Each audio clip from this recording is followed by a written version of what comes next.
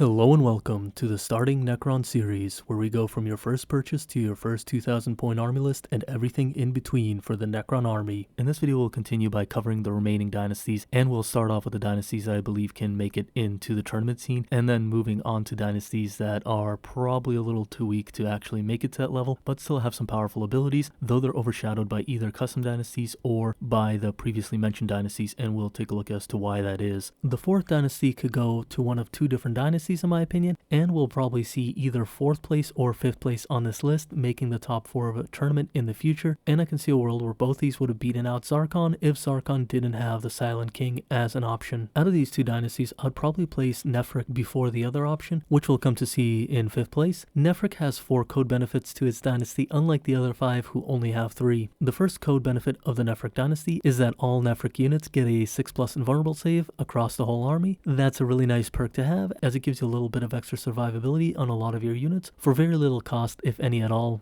However, this isn't the part of the code that makes Nephrekh Dynasty so strong. The second and third ability of the Nephrekh Dynasty code work together and are rather powerful. The second ability allows you to replace the normal advance roll with an automatic extra 6 inches to the movement that's called translocation, but if you use this you cannot shoot assault weapons in addition to being prohibited from shooting or charging as with a normal advance move. This is important to note as the wording can lead some to believe you can still charge after moving, because the wording of the ability says that you can't shoot after using it. However, that part isn't to say you can charge, rather it's to say that you can't fire assault weapons as you normally could after advancing. The third ability of the code states when you translocate or fall back, you can ignore models and terrain within your path. This makes your ability to move with translocation that much stronger. You can already see the theme of this dynasty being mobility, which is a major aspect of 9th edition. However, in this case, because you gain so much mobility, you are sacrificing your offensive skills to some extent. And finally, the fourth part of the code is the protocol part of the code, which gives you both parts of the Sun and Storm protocol, giving you 1 extra inch of movement and the ability to shoot while performing the action without losing that action. This isn't a vital combination to have, as one or the other can be enough, but remember this is intended as a throw-in as opposed to a focus of your army, so when you can make use of both, then you just come out all the better. However, if you only get the benefit of one or the other, don't be worried about that either. The stratagem of the Nephrekh Dynasty continues with the theme of mobility, being that for 1 command point you can give a unit the ability to go into deep strike with dimensional translocation. This may appear to just be strategic reserves at first glance, but like the Lucius Forge world from the AdMech, who have a very similar strategy, this is both more flexible than the strategic reserves, as well as allowing you to save command points when placing higher power level units into deep strike, because remember, for every 10 points of power level you place into deep strike, you have to pay 2 command points as opposed to 1.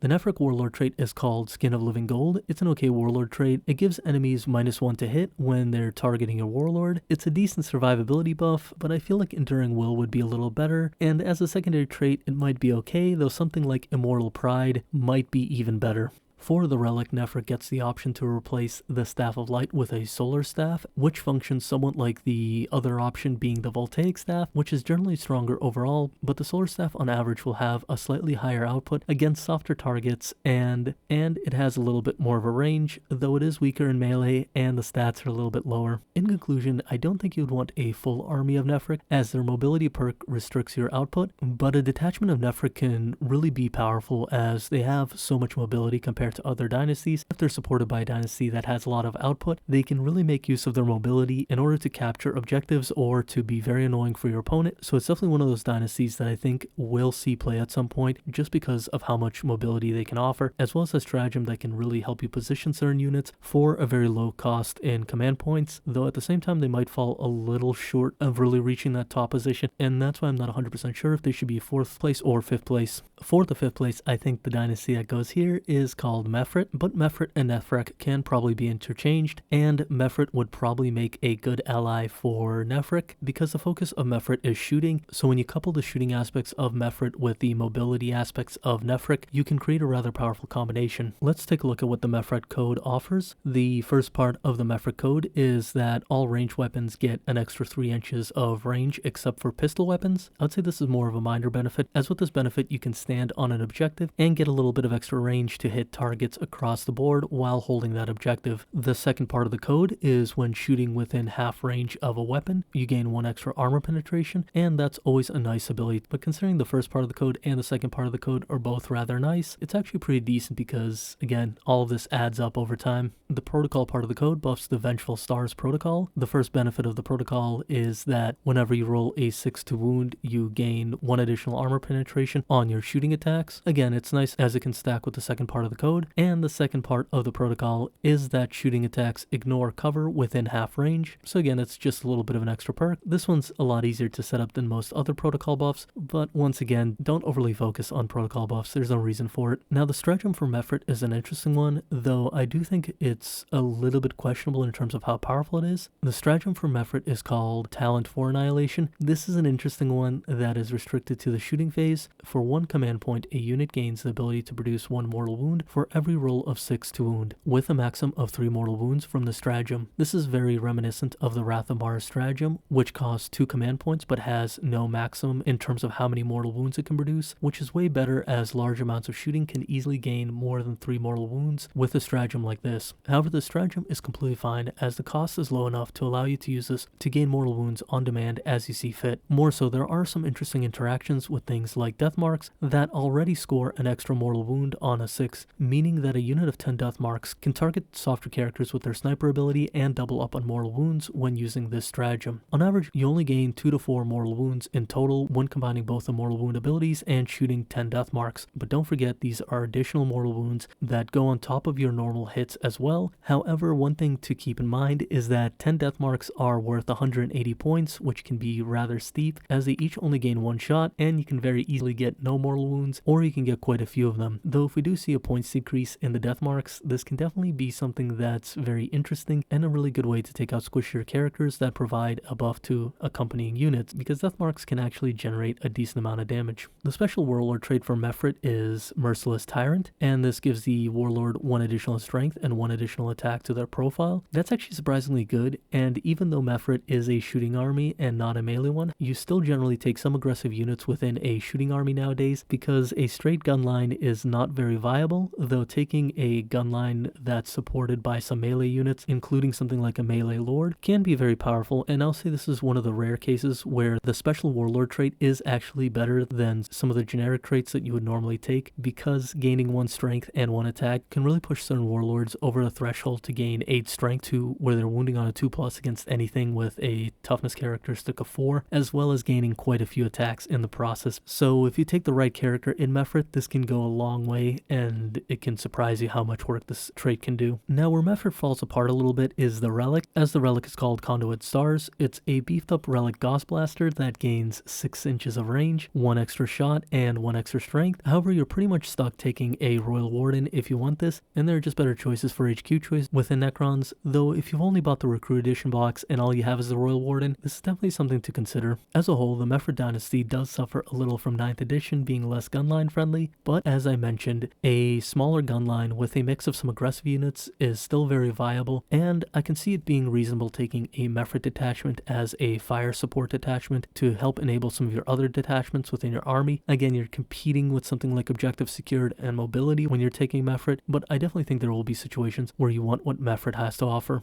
In 6th and 7th place, the dynasties are rather weak compared to all of the ones listed before. However, as you'll see, there are some qualities of these 2 dynasties that we're about to look at that do provide some interesting aspects, and there could be a world in which even these weaker dynasties do see some play. I will also mention that in 6th place, I have put Sautekh, and I will kind of explain why, as a lot of other reviews seem to rate Sautekh as the lowest, as opposed to the one I put in there, which is Nihilakh, and I'll make that very clear as to why once we get to Nihilakh in the 7th place. So to begin, what does Sautekh offer in terms of dynasty codes? The first ability it offers is the ability to reroll moral tests, and while that's okay, I'm not exactly super excited about that. It'll sometimes come in useful, but it's not going to be something that's necessarily going to win you the game every single time around. As for the second dynasty code benefit, it's actually a rather interesting one, as it says that at 18 inches you get double the shots instead of the normal half range for your rapid fire weapons, and this can be rather strong considering that oftentimes Necrons will take a unit of 20 Necron warriors, and sometimes they'll take 2 or even 3 units of 20 Necron warriors, though most of the time it's going to be a bit of a mix where you see 1 unit of 20 or 2 units of 20, and then 1 or 2 units of 10. And even then, other weapons within the army have rapid fire, so you do gain a lot of rapid fire shots, and being able to double those at 18 inches of range for any of your rapid fire weapons, as long as they have the Sautekh code, is actually pretty strong. The third part of the code is the protocol part of the code for Sautekh, and this part of the code is Conquering Tyrants, and what it does is it extends aura abilities by 3 inches, and the second part of the protocol is that a unit that fell back can still shoot. The second part is what you're really concerned about because you can fall back and shoot, although you subtract -1 from your ability to hit, and that's not the end of the world since there are ways to counteract that, but really being able to fall back and shoot on certain turns is incredibly important. But once again, as always, you can definitely just make use of one part of this protocol without really needing that first part in order to gain pretty much all of the benefit from it, so don't really restrict yourself to getting this protocol buff and don't really try to build around it. Rather consider that, hey, it's going to happen this turn and I can use it to my advantage. As for the stratagem, the Sautekh army has a rather odd one, as what it does is for 1 command point, if you shoot an enemy unit with a unit of Sautekh models, it essentially marks the enemy so that all future shooting from remaining Sautekh units that target that enemy gain +1 to hit. This is one of those abilities that is rather hit or miss. The issue with this ability is that you first have to invest into shooting with a unit into the enemy unit, and then you have to shoot with it with additional units. So maybe if you have a small unit or a weak model or some remaining warriors that are left as stragglers,